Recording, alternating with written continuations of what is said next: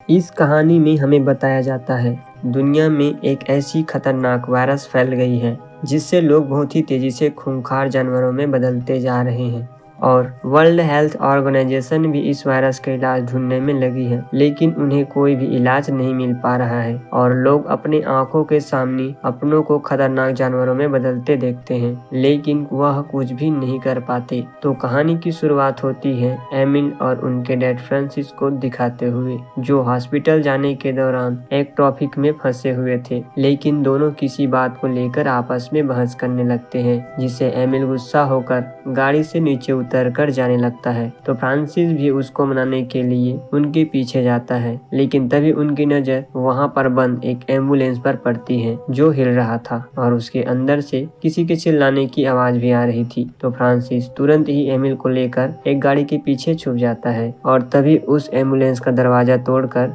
एक आदमी बाहर निकल आता है जो आधा इंसान और आधा पक्षी था। लेकिन सिक्योरिटी ऑफिसर उस म्यूटेंट को पकड़ने की कोशिश जरूर करते हैं, पर वह उनसे किसी तरह जान बचाकर भाग जाता है। इसके बाद फ्रांसिस और एमिल डॉक्टर से मिलने हॉस्पिटल पहुंच जाते हैं, जहां एमिल की मॉम लीना की इलाज चल रही थी और वह इसी हॉस्पिटल में एडमिट भी थी। असल में वह भी म्यूटेंट में बदलती जा रही थी और पिछले कुछ सालों में दुनिया भर में बहुत सारे लोग भी धीरे धीरे म्यूटेंट में बदलते जा रहे थे और ये म्यूटेंट कुछ समय के बाद बहुत ज्यादा आक्रामक भी हो जाते थे। डॉक्टर उन्हें बताती है कि लीना का इलाज अभी भी चल रहा है और उसे पूरी तरह ठीक होने में बहुत ही कम उम्मीद है और शायद ऐसा भी हो सकता है कि वह कभी भी ठीक न हो पाए। और अब इस बीमारी के लिए सरकार भी बहुत कोशिश कर रही है, लेकिन एक समय के बाद इस बीमारी की वजह से लोग जब आक्रामक होने लगते हैं तो सरकार उन्हें पकड़कर एक अलग जगह रखने लगती है ताकि उन्हें ठीक करने के लिए एक इफेक्टिव दवाई बनाई जा सके। और डॉक्टर बताती हैं कि आप लोगों के लिए बेहतर यही होगा कि आप इसी शहर में कहीं शिफ्ट हो जाएं। ज्यादातर लोग म्यूटेंट से दूरी ही रहना पसंद करते थे, जिनसे एक एमिल भी था, पर फ्रांसिस उन्हें समझाता है कि उनकी मॉम अभी भी उनके परिवार का हिस्सा है। इसके बाद वह अपनी मॉम से मिलने जाता है और हम यहाँ देखते हैं कि उनकी मॉम काफी बदल चुकी थी और उनके चेहरे पर बहुत सारे बाल भी निकल चुके थे। इसके बाद हम देखते हैं कि दोनों बाप बेटे इसी शहर में एक नए घर में आकर शिफ्ट हो जाते हैं और एमिल भी यहाँ के एक स्कूल में एडमिशन ले लेता है। अब स्कूल में एमिल का पहला दिन था, इसीलिए टीचर सभी स्टूडेंट से एमिल का इंट्रोडक्शन करवाते हैं। तो नैन्सी नाम की एक स्टूडेंट एमिल के मॉम डैड के बारे में पूछने लगती है, जिस पर वह बताता है कि उनके डैड एक सेफ है और उनकी मॉम की डेथ हो चुकी है। जिसके बाद नैन्सी को अपनी बातों पर गिल्ट फील होने लगती है, तो वह एमिल को सॉरी बोलता है, जिससे नैन्सी की बिहेवियर देखकर एमिल को वह मन ही मन बहुत अच्छी लगती है। अब इसके बाद एमिल स्कूल के बाद घर पहुंचता है और फिर हम रात का सीन देखते हैं, जहां मौसम खराब होने की वजह से बाहर बहुत तूफान भी हो रहा था, जिससे उनके घर की बिजली भी चली जाती है और तूफान की वजह से एमिल की भी आँख खुल जाती है।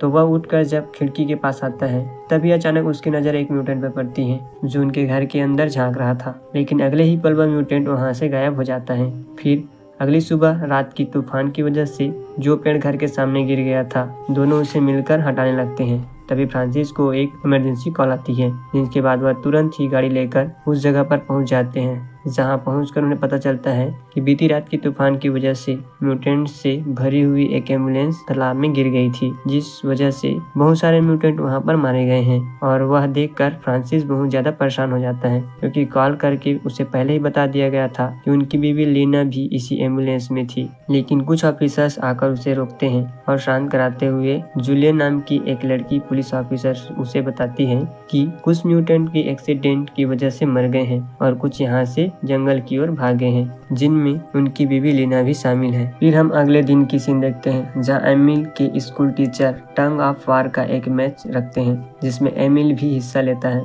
लेकिन जब एमिल की टीम सारे स्टूडेंट गिर जाते हैं, तो एमिल अकेले ही रस्सी खींचकर अपोजिट टीम को हरा देता है और उसकी वजह से एमिल की टीम यह मैच जीत जाते हैं, जिससे सभी स्टूडेंट उनकी ताकत देखकर बहुत इम्प्रेस हो जाते हैं और उसकी तारीफ करने लगते हैं। फिर उनमें से एक स्टूडेंट एमिल को एक चाय पार्टी के लिए इनवाइट भी करता है और एमिल का ध्यान सिर्फ अपने हाथों की तरफ था और वह कुछ अजीब सा महसूस भी कर रहा था। इसके बाद वो तुरंत ही अपने घर चला जाता है, जहां वह अपने नाखून के अंदर किसी चीज को देखकर बड़ी मुश्किल से उसे निकालता है, जिससे उंगली से खून भी निकलने लगता है।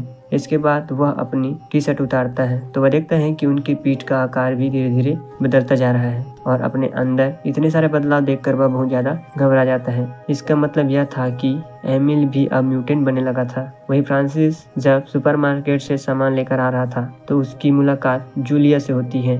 तभी उन्हें अचानक किसी के चिल्लाने की आवाज सुनाई देती है। असल में एक कस्टमर ने किसी म्यूटेंट को देख लिया था और वह जानकारी मिलते ही जूलिया अपने टीम को पूरा स्टोर खाली करने के लिए कहती है। लेकिन फ्रांसिस उस म्यूटेंट को ढूंढने लगता है तो जूलिया भी उसके साथ आने लगती हैं और फ्रांसिस को लग रहा था कि शायद ये म्यूटेंट उनकी बीवी लीना हो सकती है। पर जब वो उस म्यूटेंट को देख पाते तो वे बस एक लड़की थी जो मछली खाने आई थी। लेकिन तभी वो लड़की उसके ऊपर सामान गिराकर वहां से भागने लगती है तो जूलिया उसके पीछे पड़ जाती है। पर वो लड़की जूलिया के ऊपर चीजें फेंकते हुए भागना शुरू कर देती है, लेकिन फिर भी जूलिया उसे जंप मारकर बहुत ही आसानी से पकड़ लेती है।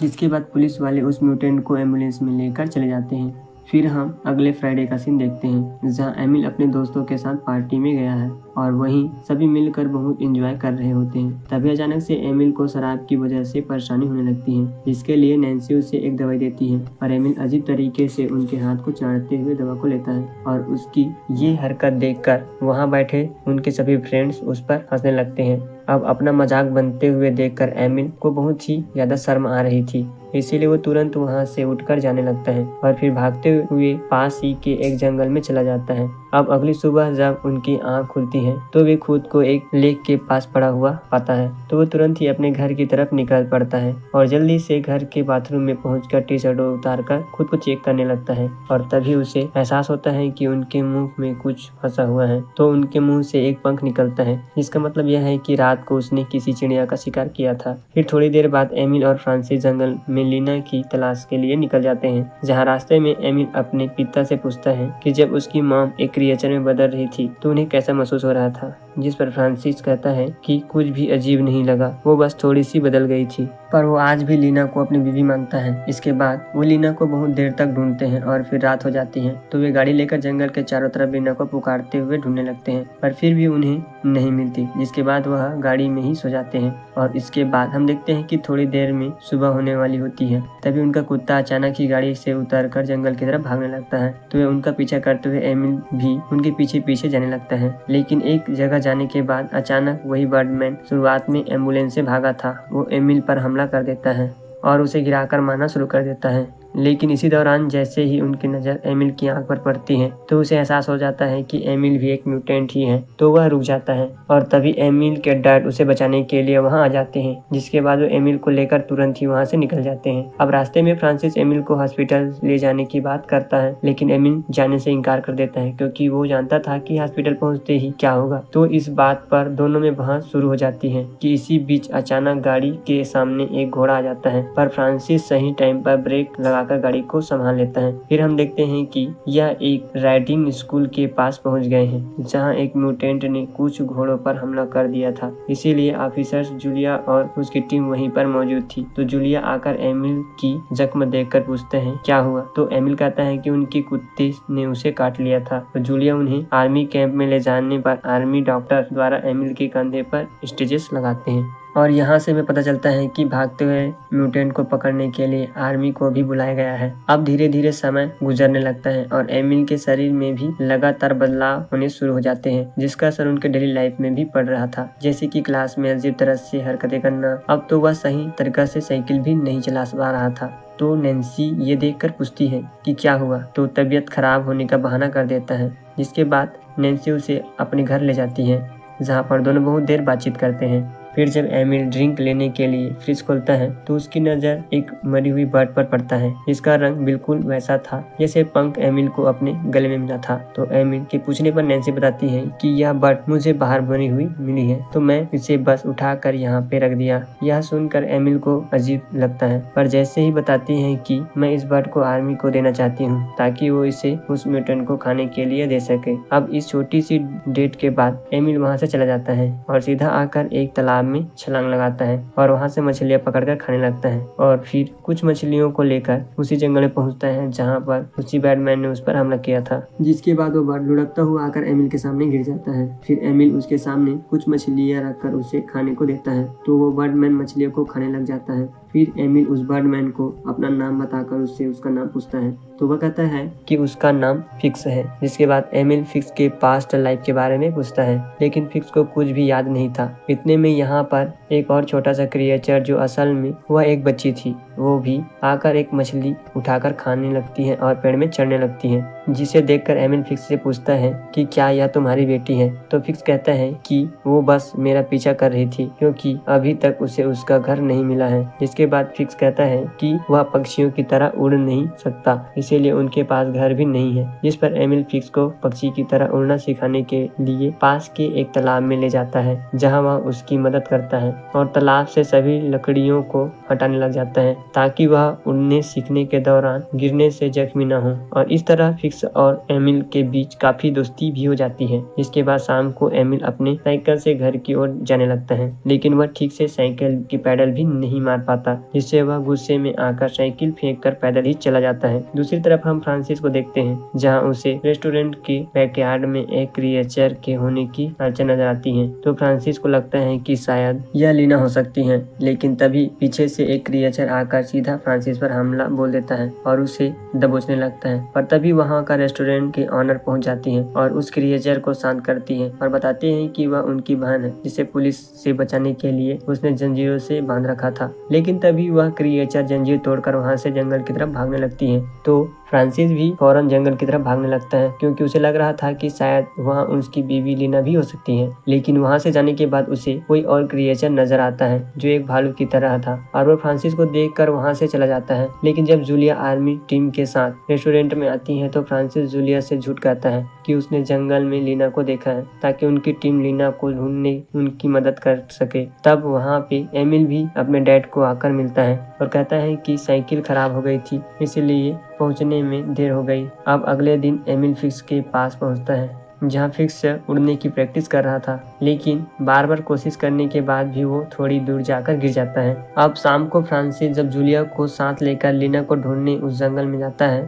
तो उसे वहाँ एमिल की साइकिल भी मिल जाती है। पर एमिल की साइकिल यहाँ देखकर उसे भी समझ में नहीं आता, तो वो साइकिल लेकर वापस घर आ जाता है। जिसके बाद वह बाथरूम में आकर हाथ धोने लगता है, तो वे देखता है कि बेसिन की पाइप जाम हो गई है, इसीलिए वह पाइप खोलकर देखने लगता है। तो पाइप के अंदर से उसे कुछ बाल और कुछ टूटे हुए नाखून मिलते हैं, जिससे वह समझ जाता है कि जरूर एमिल के साथ भी कुछ गड़बड़ हो रहा है, जो वह छुपा रहा है। इसके बाद जब एमिल घर पहुँचता है, तो फ्रांसिस उसे वो नाखून दिखाकर पूछता है, ये किसके नाखून है जो मुझे बाथरूम में मिले हैं। तो एमिल कहता है कि वो नहीं जानता इसके बारे में। फिर बाद में फ्रांसिस उससे साइकिल दिखाकर भी कहता है, यह आज मुझे जंगल में मिला है, तुम वहाँ क्या करने गए थे। यह सुनते ही एमिल यहाँ से भागना शुरू कर देता है, पर वह कुछ दूर जाते ही फ्रांसिस उसे पकड़कर गिरा देता है और उससे पूछता है कि मेरे बेटे मैं तुम्हारे साथ हूँ, मुझे बताओ क्या हुआ। तो एमिल जोर जोर से रोने लगता है और बताता है कि अब वो भी धीरे धीरे क्रिएचर में बदल रहा है। फिर अगली सुबह नाश्ता करते दौरान फ्रांसिस एमिल को समझाता है कि दोनों मिलकर कोई न कोई रास्ता जरूर निकाल लेंगे, लेकिन फिलहाल पुलिस से बचने के लिए एमिल को अपने नाखून और बाल काटना पड़ेगा, जिस पर एमिल भी मान जाता है। फिर अगले दिन एमिल फिक्स से मिलने जंगल में पहुंचता है,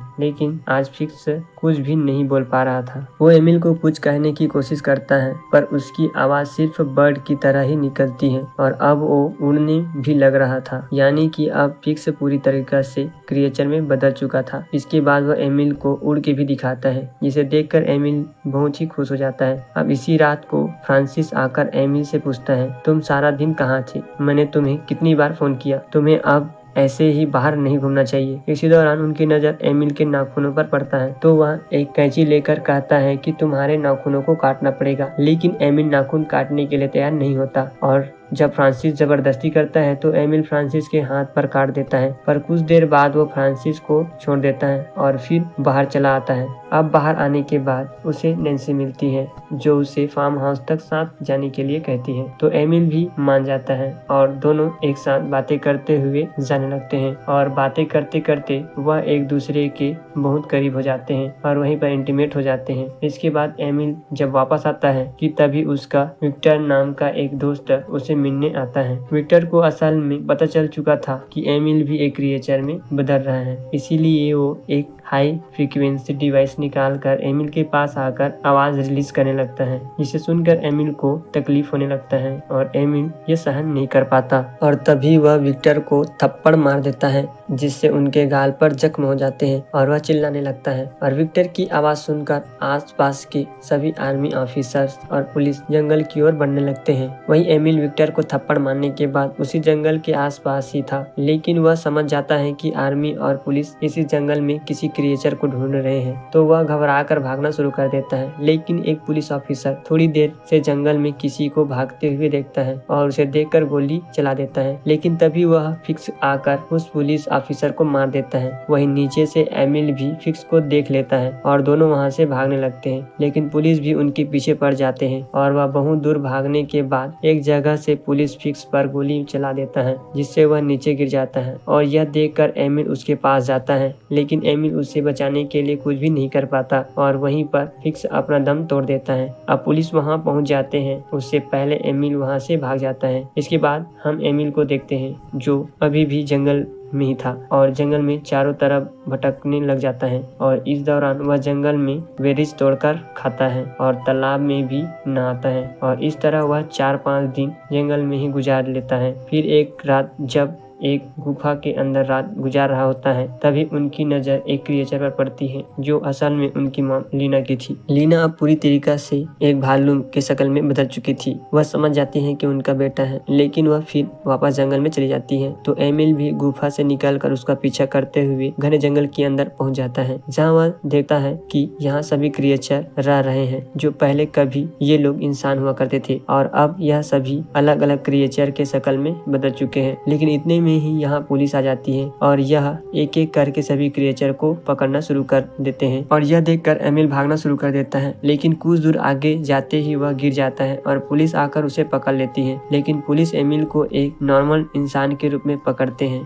क्योंकि उन्हें लग रहा था कि एमिल शायद यहाँ गलती से आ गया है। अब पुलिस स्टेशन में एमिल को छुड़ाने के लिए फ्रांसिस पहुँचता है, जहाँ एक पुलिस ऑफिसर उसे कहता है कि एमिल को इस पेपर पर साइन करना होगा, जिससे लिखा है कि वह जंगल में गलती से पहुंच गया था, लेकिन साइन करने के लिए जब वह पेन पकड़ता है तो साइन नहीं कर पाता। इस वजह से एमिल गुस्से में ऑफिसर के सामने गुर्राने लगता है और उसकी आवाज पुलिस ऑफिसर भी सुन लेता है। पर अपने बेटे को बचाने के लिए फ्रांसिस उस ऑफिसर को धक्का मार कर गिरा देता है और फिर वह खुद भी उस पेपर पर स्टैंप लगाकर एमिल को लेकर यहाँ से निकल जाता है। अब रास्ते में एमिल अपने डैड से कहता है कि वह अब घर नहीं जाना चाहता, बल्कि वह जंगल में रहना चाहता है अपनी मॉम लीना के साथ, क्योंकि वह उससे मिला था और वो भी जंगल में ही है। और वहीं पर पुलिस उनके पीछे पड़ जाता है, लेकिन फ्रांसिस भी समझ चुका था कि उसे एमिल को जाने देना चाहिए, क्योंकि वह उसकी दुनिया नहीं है और अब सिर्फ जंगल में ही खुश रह सकता है। इसीलिए वह गाड़ी